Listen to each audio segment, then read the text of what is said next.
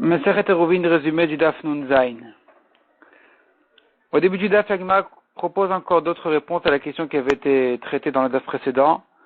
À propos de la Braïta qui disait que le migrash qui était le terrain vide, qu'il faut laisser tout autour des villes de Lévi'im, il faisait 1000 amot, et il y avait encore 1000 amot de plus de champs et de vignes. Et le terrain qui s'appelle migrash faisait le quart du troum. Et la Gemara avait beaucoup de mal à comprendre comment ça marche, comment est-ce qu'on peut comprendre une chose pareille.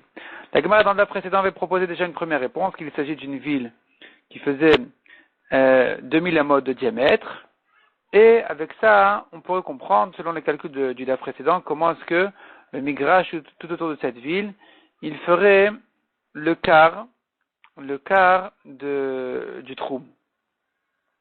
Ici, la Gemara propose encore trois réponses de plus.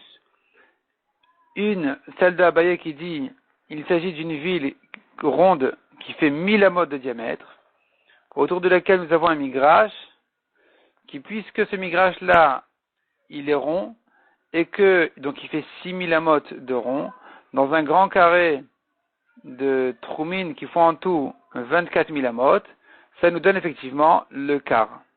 Le quart de migrash, le migrash ferait le quart du troum, puisque le migrash il fait 6000 et que le troum il ferait en tout 24 000.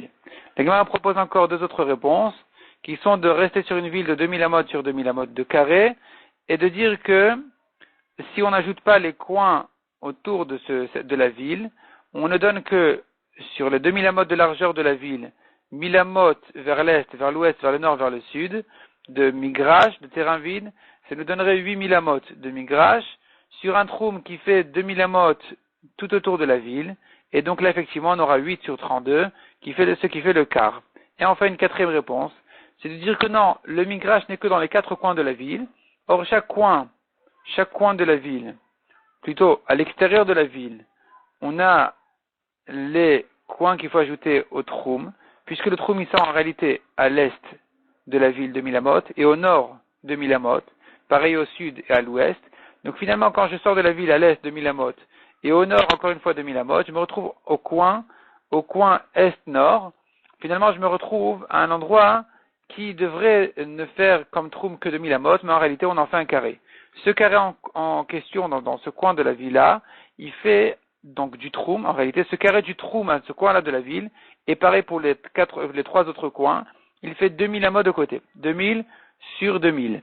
Dans chacun de ces quatre coins, chacun de ces quatre carrés aux quatre coins de la ville, nous avons un quart de migrash, qui est 1000 sur 1000, qui est entouré de trois quarts, de trois autres petits carrés de 1000 sur 1000, qui font chacun 1000 sur 1000, à l'extérieur de ce petit carré-là, et qui sont eux le troum.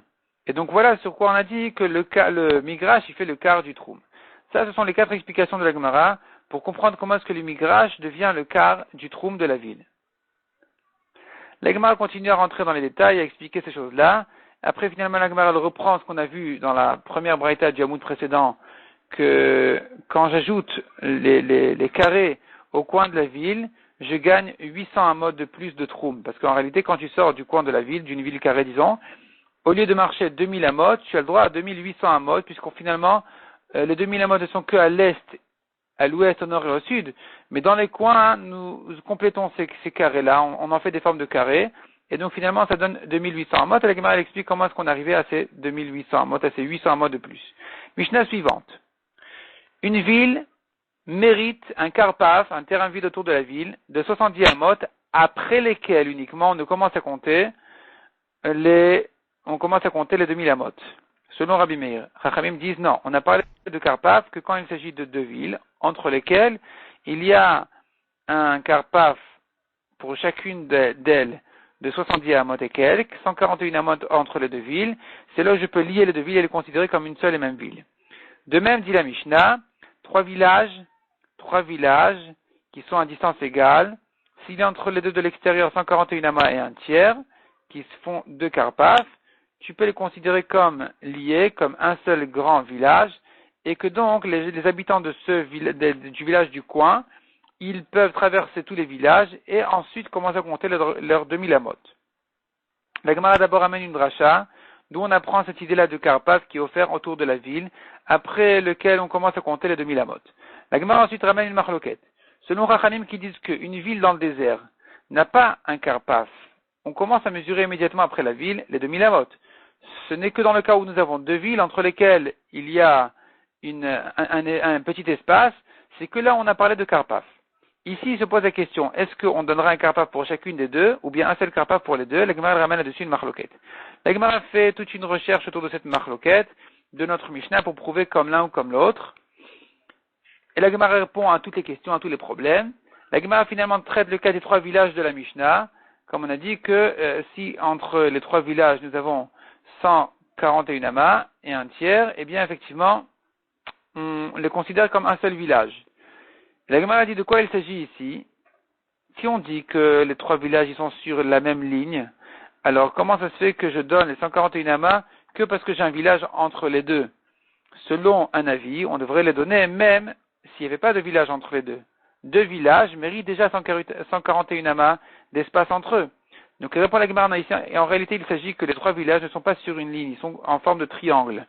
Ils sont en forme de triangle de manière à ce qu'un village, il est éloigné. Il est entre les deux autres, mais éloigné d'eux. C'est-à-dire, il pourrait rentrer dans l'espace qu'il est entre les deux villages, mais il n'est pas sur la même ligne, il est loin d'eux. Et c'est là, on considère comme s'il rentrait entre eux, et que si j'avais 141 amas entre celui du milieu et ceux de l'extérieur, je peux considérer les trois villages comme un seul et même village, et que donc après tout ça, on va commencer à mesurer les 2000 amot. La Gemara rentre un peu dans les raisonnements et les détails de ces choses-là, en comparant ce cas du triangle au cas d'une ville en forme d'arc, où là-bas nous avons quelques halachot différents de ce cas-là, mais la Gemara finalement maintient ce qu'on a dit. On peut considérer le village du milieu comme s'il était rentré entre les deux villages de l'extérieur, tant qu'il n'est pas loin d'eux de plus que 2000 amot, et dans ce cas-là, même si, avec la largeur du village du milieu, j'obtiens finalement une distance entre le premier et le dernier village de plus que 4000 amot, il n'y a pas de problème. On pourrait tous les traverser, on considère comme si le village du milieu était rentré entre eux, entre les deux villages de l'extérieur, il a la place de rentrer, et donc finalement on mesure depuis, si j'habite au début du premier village, je peux traverser facilement le premier village, je peux encore marcher 141 amas pour arriver à l'endroit où aurait pu rentrer le village du milieu. Je peux traverser toute la largeur du village du milieu, même s'il fait quelques milliers d'amot, il n'y a pas de problème.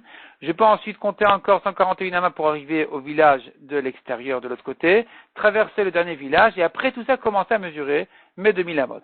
La Gemara termine par une histoire de deux villages, entre lesquels il y avait un fleuve, qui faisait plus que 141 amas.